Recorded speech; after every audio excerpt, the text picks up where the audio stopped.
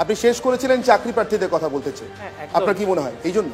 অবশ্যই এ নিয়ে তো কোনো সন্দেহ নেই। দেখুন, আজ থেকে 15 বছর আগেও বিধানসভার মধ্যে বুদ্ধদেব ভট্টাচার্য একদিকে, পার্থ চ্যাটার্জি বিরোধী দলনেতা আরেকদিকে, সেখানে আলোচনা হচ্ছিল সিঙ্গুরের জমিতে শিল্প হবে নাকি সিঙ্গুরের জমিতে কৃষি হবে। এখন বিধানসভাটাকে মুখ্যমন্ত্রী আর বিরোধী দলনেতা দুজনে মিলে কার্যত ধর্মসভা বানিয়ে দিতে চাইছেন। তার কারণ তো খুব সোজা।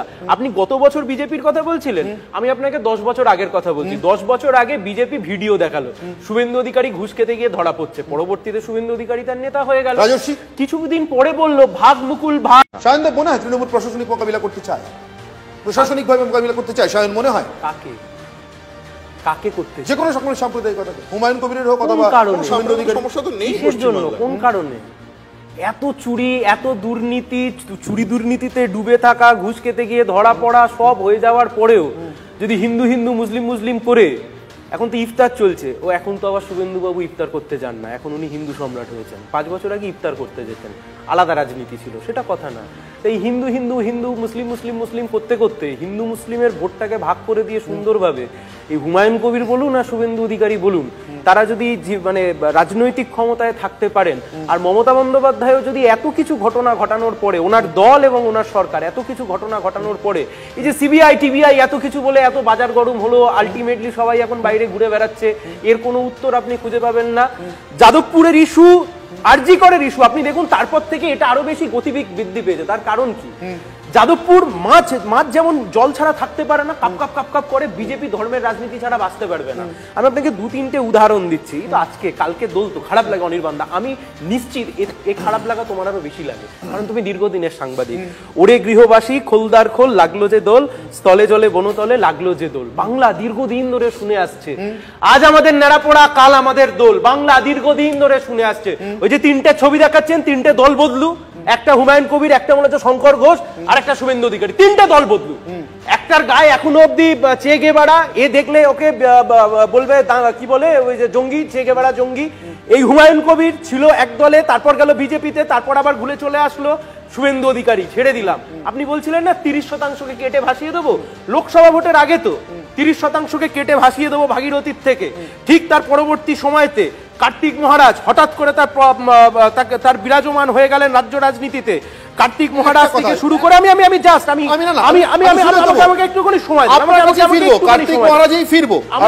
দিন, আমি জাস্ট একটা, আমি কেন রেলিভেন্ট আমি আপনাকে বলছি, যদি একটুখানি আপনারা জুম করে দেখান, এই ভয়ঙ্কর কথা যে বললো 30% হিন্দুকে আমি জলে ভাসিয়ে দেবো যে বললো, যে কার্তিক মহারাজ ব্যাট করবার জন্য নেমে গেলেন, লোকসভা ভোট পোলারাইজ হয়ে গেল, মোহাম্মদ সেলিম পাশের সিটে হারলেন, অজিত চৌধুরী সেই সিটে হেরে গেলেন, আবার ঠিক তার 1 মাসের মধ্যে সেই 30%-এর কার্তিক মহারাজ আর তার পাশে হুমায়ুন কবির 32 পার্টি দাঁত বের করে একে অপরকে জড়িয়ে ধরছে। অসভ্যের রাজনীতি, নোংরা জন্য একটা প্রশ্ন আছে, সায়নের জন্য একটা প্রশ্ন আছে, আমি একটা ছোট্ট বক্তব্য শোনাবো। সিপিআইএম রাজ্য সম্পাদক মোহাম্মদ সেলিম এবং পলিট ব্যুরো সদস্য আজ সাংবাদিক বৈঠক করেছেন, কি বলেছেন মোহাম্মদ সেলিম, সংক্ষেপে শুনে নেব। ধর্মীয় জিগির কেন তোলা হচ্ছে এবং ধর্মীয় বিভেদ তৈরি করা হচ্ছে, তার একটা নির্দিষ্ট রাজনৈতিক উদ্দেশ্য আছে। শুধু সরকারকে বলছি প্রশাসনিক ব্যবস্থা নিতে হবে, পুলিশি ব্যবস্থা নিতে হবে, নাহলে আমরা ঠিক করেছি গোটা রাজ্যের সব কটা থানায় আমরা এই শুভেন্দু অধিকারীর বিরুদ্ধে হেড স্পিচের জন্য এবং উস্কানি দেওয়ার জন্য এফআইআর করব। দেখি পুলিশ মন্ত্রী মমতা ব্যানার্জি কি ব্যবস্থা নেন, কেন সুমোটো নেয়নি পুলিশ। ছোট্ট প্রশ্ন সাহেব, কতদিনের উক্তি 30%কে কেটে ভাসিয়ে দেবো, চ্যাংদোলা করে ছুঁড়ে ফেলে দেওয়ার পরে অন্তত 48 ঘন্টা পার হয়ে গিয়েছে। আলী ইমরান রাম, সুমন রায় চৌধুরী, কংগ্রেসের তরফ থেকে এফআইআর হচ্ছে। আপনাদের কি চোর পালালে বুদ্ধি বাড়ে?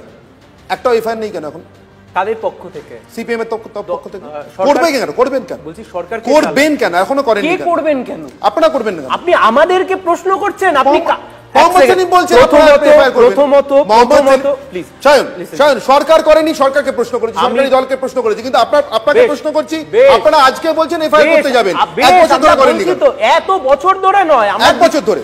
কিসের 1 বছর ধরে? লোকসভা নির্বাচনের সময় হুমায়ুন কবির 30%।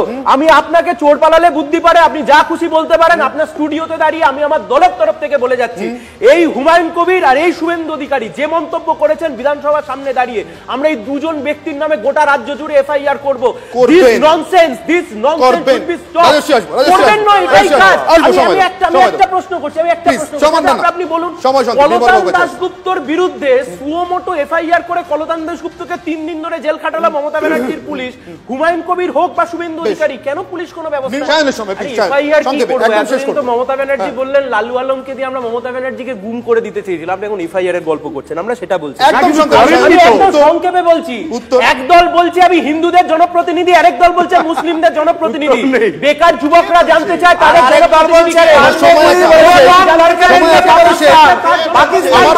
আমার সময় একেবারে শেষ। আমি শেষ করব এই বিতর্কটা এই জায়গা থেকে দাঁড়িয়ে